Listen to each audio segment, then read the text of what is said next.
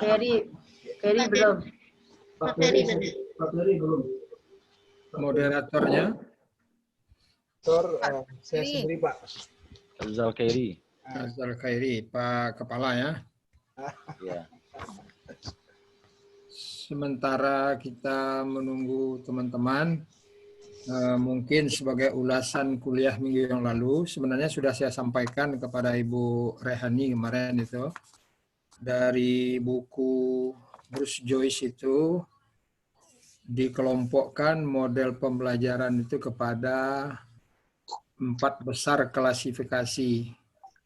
Yang pertama kelompok interaksi sosial, yang kedua kelompok pemrosesan informasi, yang ketiga kelompok model personal, yang keempat model modifikasi tingkah laku.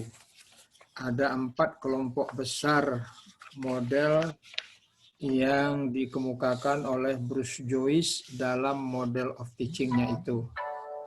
Yang pertama bersandar kepada teori pembelajaran Gestalt, interaksi sosial.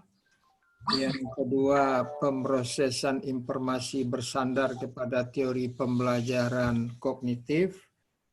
Kemudian model personal bersandar kepada teori pembelajaran humanistik.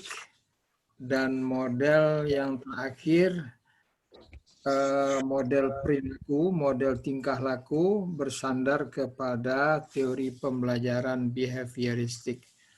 Barangkali kemarin sudah dijelaskan oleh Ibu Rehani, kalau model pembelajaran tingkah laku, penekanannya, kalau model pembelajaran interaksi sosial, penekanannya bagaimana terciptanya keharmonisan dalam pembelajaran itu antara individu dengan masyarakat. Jadi pembelajaran itu banyak diarahkan kepada pemecahan masalah-masalah yang muncul di tengah masyarakat. Teori pembelajarannya adalah Gestalt, gitu ya. Kemudian pemrosesan informasi, teori pembelajaran kognitif. Nah, itu yang lagi tren sekarang itu. Itu yang lagi tren sekarang. Artinya pusat pembelajaran itu berada pada peserta didik. Peserta didik itu yang aktif belajar. Karena menurut teori ini, yang dikatakan belajar itu adalah peserta didik menemukan, mengolah, mencari, membahas, mendiskusikan sendiri apa yang harus dipelajari. Sekarang di dalam pengembangannya pada kurikulum kita, disebut di dalam pembelajaran itu ada namanya 5M, atau yang populer dengan langkah 5 itu yang disebut dengan scientific approach. Nah, jadi ketika proses pembelajaran, ketika dalam kegiatan pembelajaran inti, guru itu ditekankan supaya mengikuti langkah yang 5. Observing, questioning, experimenting, associating, dan communicating. Yang pertama observasi. Observasi itu bisa dilakukan oleh guru dengan gambar, bisa juga dilakukan oleh guru dengan joke, gitu kan, joke-joke ringan, gitu kan, atau dengan bercerita singkat. Sehingga nanti observing itu memunculkan questioning, pertanyaan dari peserta didik, gitu kan.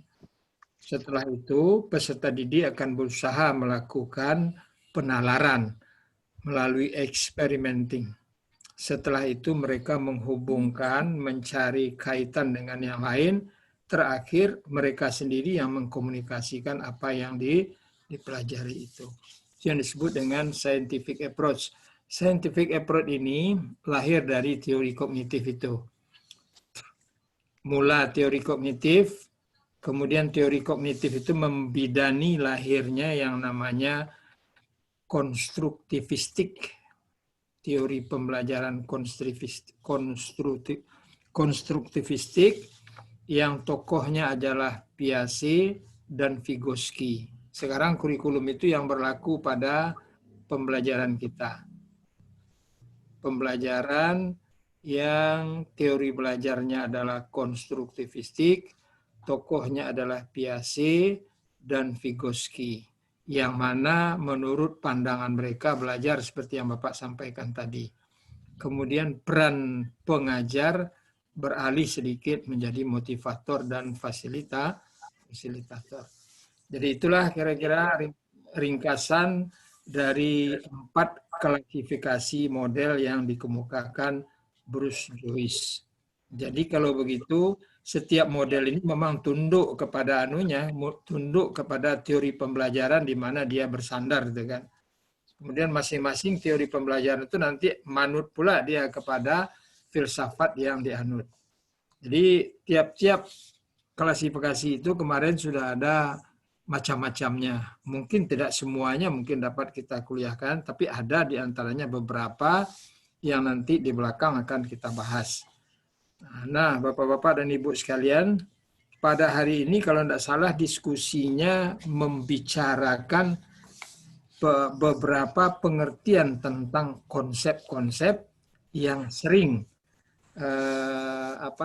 dibicarakan atau diperbincangkan atau diimplementasikan oleh Bapak dan Ibu guru atau dosen di dalam kelas.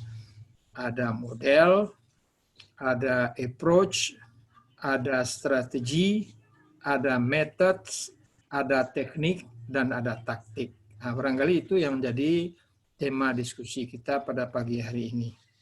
Untuk itu, dipersilakan kepada Bapak-Bapak dan Ibu-Ibu untuk melanjutkan diskusi dipimpin oleh moderator. Silakan. Baik, terima kasih Pak Prof. Dan kita awali pertemuan kita.